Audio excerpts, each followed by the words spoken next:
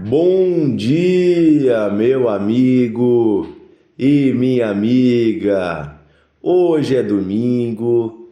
Que a bênção de Deus, que a paz do Senhor, que o descanso do nosso Pai esteja aí com você e com a sua família. Seja bem-vindo ao Devocional de Fé. Eu sou o pastor Dionísio Ratzenberger. Converso com você todos os dias aqui sobre a palavra de Deus, a Bíblia. Meditamos juntos e tentamos aplicar a palavra à nossa vida, aos nossos dias atuais. Ontem comecei a conversar um pouquinho com vocês sobre o final do livro de Atos, capítulos 27 e 28, especialmente sobre a viagem que Paulo fez em um barco, o apóstolo Paulo, quando ele foi preso e enviado para Roma. E esta viagem foi uma viagem muito turbulenta, com muitos desafios, e nós vamos meditar um pouquinho sobre esses desafios. Porque muitas vezes na vida, o nosso dia a dia também enfrenta desafios.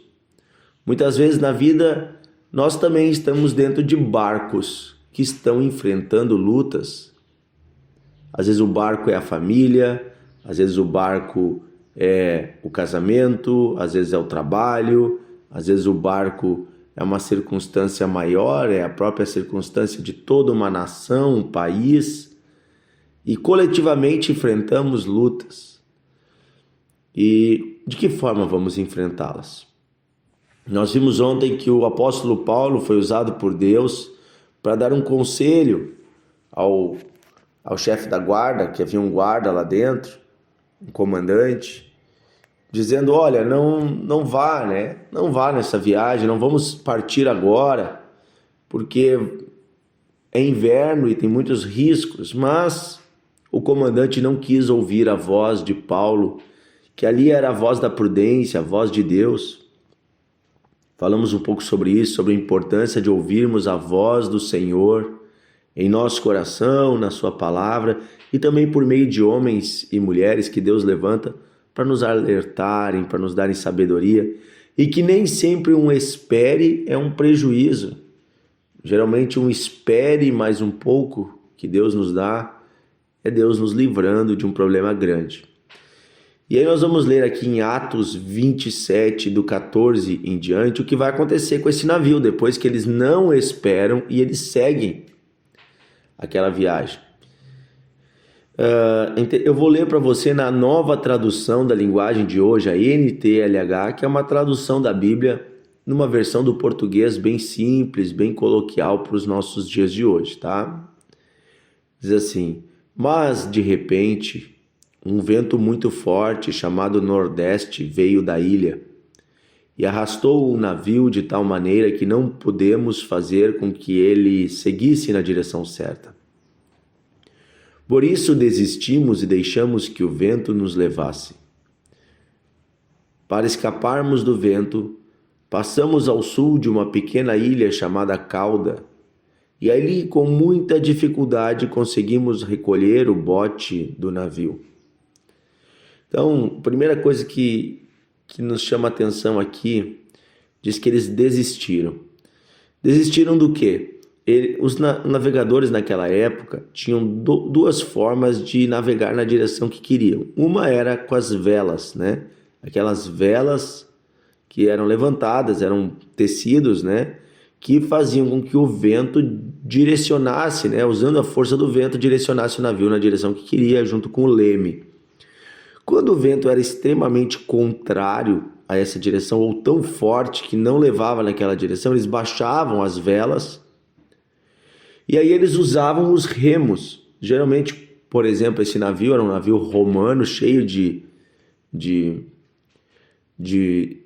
prisioneiros que estavam sendo levados para Roma para julgamento. Os prisioneiros eram colocados para remar. Haviam remos bem grandes que eles ficavam ali tentando remar o navio para o lado de fora. Cada um tinha um buraquinho ali, colocava o seu remo e ficava fazendo força. Quando diz que eles desistiram, quer dizer que eles pararam de remar, que eles também baixaram as velas. Eles viram: olha, Não adianta lutar contra essa tempestade, ela é forte demais. Às vezes na vida tem situações tão fortes, que nós vemos que lutar contra elas é insignificante. Você faz força, mas não sai do lugar. Então, quando o seu navio foi sendo levado para perto de uma ilha chamada Cauda, né? Então, perto dessa ilha havia alguma segurança e eles conseguiram recolher o bote. O bote estava do lado de fora, eles trouxeram para dentro do navio. Então imagina, eles estavam no meio de uma tempestade, uma forte tempestade. E estavam sendo arrastados para um lugar que eles nem mesmo imaginavam para onde seria. Às vezes a nossa vida é assim. Há circunstâncias externas e às vezes inesperadas mais fortes do que aquilo que nós podemos controlar.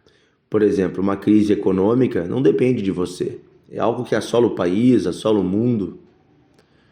E às vezes você que tem um bom emprego, que trabalha bem, vai perder o emprego. Acontece, faz parte.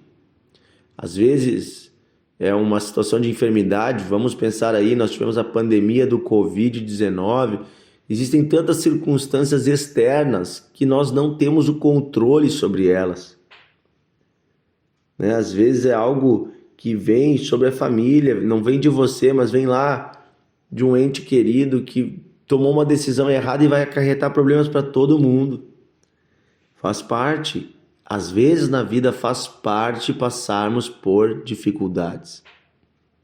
Obviamente Deus não queria que estivéssemos desse jeito, mas Deus não nos abandona no meio das dificuldades. Veja, o apóstolo Paulo continuava dentro do navio.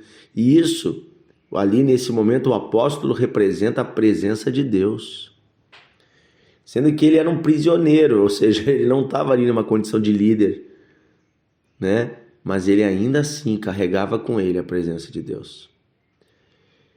Depois diz aqui no versículo 17, os marinheiros levantaram o bote para dentro do navio e amarraram o casco do navio com cordas grossas. Estavam com medo que o navio fosse arrastado para os bancos de areia que ficam perto do litoral da Líbia. Então desceram as velas e deixaram o navio fosse levado pelo vento.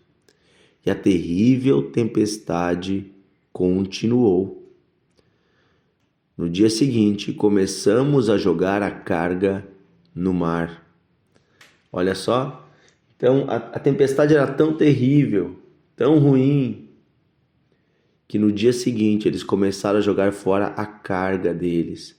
Começaram a jogar fora, né, aquilo que eles estavam carregando com eles. Começaram a jogar fora, né, tudo que eles tinham. Sabe, tem épocas na vida que são épocas tão difíceis que nós começamos a nos desfazer de coisas que nós demoramos um tempão para conquistar. Mas nós nos desfazemos diante da necessidade de garantir a nossa sobrevivência. Esses dias um irmão me disse assim, pastor, eu vendi meu carro. Eu disse, por que você fez isso? Ele disse, para comer. Nós estamos numa crise financeira. Ou eu andava de carro, ou garantia alimento, sustento para minha família. Eu disse, você fez bem, você fez o certo. O carro é um recurso, você pode no futuro, quando estiver melhor financeiramente, comprar outro. Mas o alimento para sua família agora é um recurso necessário. Se Deus te deu esse carro, ele também pode ser usado para isso, né? Ele é um capital que pode ser usado para isso. Diante de situações difíceis, nós começamos a repensar o que de fato tem valor. No caso, esse navio estava cheio de cargas, coisas que eram consideradas preciosas, certamente alimentos, especiarias, tecidos, barris de vinho, eu não sei o que tinha lá dentro, coisas que seriam levadas para Roma para serem vendidas. Mas diante da escolha entre salvar o navio e as vidas das pessoas, ou salvar a carga, os produtos, os bens, os próprios proprietários do navio não pensaram duas vezes que as vidas valiam mais do que a carga. Às vezes na vida nós estamos tão preocupados com alguns bens que nós eventualmente podemos perder, E nós não nos damos conta que a vida vale mais do que os bens. Na verdade, os bens estão a serviço da vida. A sua casa é uma bênção, o seu carro é uma bênção. Sabe, qualquer bem que você tenha, um computador, um telefone, é uma bênção, desde que ele não coloque em risco ou não esteja acima do valor da sua vida ou da vida de qualquer pessoa. Então nós vimos esses dias uma pessoa aí que morreu num assalto. O rapaz foi assaltá-lo, pediu o seu celular e a pessoa revidou, não quis entregar o celular. E aí o rapaz, cheio de violência, acabou matando a pessoa por causa de um celular. Está extremamente errado isso, né? A violência como um todo não agrada a Deus, né? É um crime terrível. Mas ao mesmo tempo, a pessoa não devia ter revidado. Por quê? Porque sua vida vale mais do que um celular. Sua vida vale mais, sabe? Então, esses tempos, conversava com um irmão que sua esposa passou por uma enfermidade terrível e ele disse que chegando no hospital, ele disse, olha, o que vocês precisam? O que é necessário? Ele falou, eu tenho tanto na conta do banco, eu tenho também uma casa, uma chácara, eu posso vender tudo se for preciso para que vocês salvem a vida da minha esposa. Então, nessas horas nós nos damos conta do que de fato tem valor. Que possamos sempre escolher a vida. A vida vale mais do que qualquer coisa. A vida vale mais. Esses tempos eu aconselhava uma pessoa, uma jovem que ficou grávida, sem planejar. Não era a hora que ela imaginava, não era a hora que ela queria. E aí ela me disse, pastor, mas se eu continuar esta gravidez, eu vou perder o meu emprego, não vou terminar minha faculdade, o meu futuro será totalmente devastado. Eu imagino que coisas terríveis e difíceis podem acontecer, eu nem tenho recursos o suficiente. E aí eu disse para ela, você está preocupada em dificultar a sua vida, mas você não está se preocupando com a vida que está dentro do seu ventre. Você não está preocupada com esta vida. Quanto vale uma vida? Não vale mudar um pouco os planos da sua vida? Deus te deu uma vida no teu ventre. Uma pessoa preciosa, amada por Deus, e Deus já está lá dentro com essa criança. A vida sempre vale mais. A vida é o bem mais precioso porque a vida é dada por Deus.